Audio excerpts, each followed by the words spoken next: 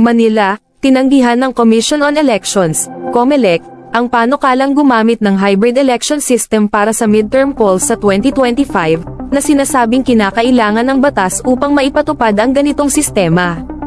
Ipinaliwanag ni COMELEC Chairman George Erwin Garcia na sa ilalim ng kasalukuyang batas, obligado ang poll body na magsagawa ng ganap na automated elections.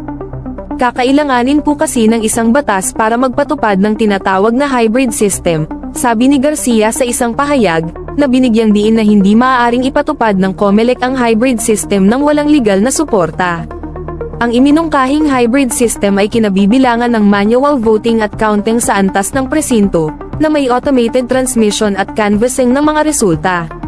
Gayunpaman, ipinakita ng pag-aaral ng COMELEC na ang manual counting sa antas ng presinto ay maaaring umabot ng humigit kumulang 3 araw, na maaaring magdulot ng malaking pagkaantala sa proseso ng halalan. Ang pagtulak para sa hybrid elections, na pinangunahan ng Alyansa ng Nagkakaisang Mamamayan, ANIM, ay nagugat sa mga alalahanin tungkol sa transparency ng ganap na automated system.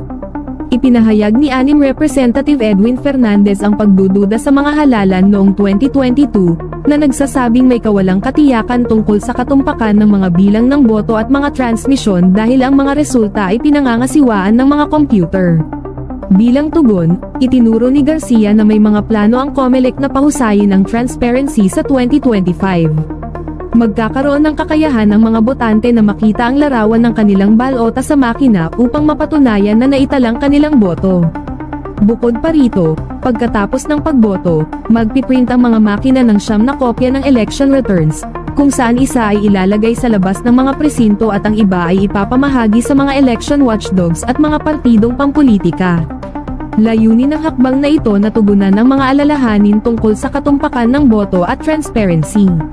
Maaari ring makita ng mga tagamasid at mga obserbador ang lahat ng larawan ng balota na ibinoto sa buong araw upang matiyak na tama ang pagkakabilang ng mga boto, na nagbibigay ng karagdagang katiyakan sa mga botante.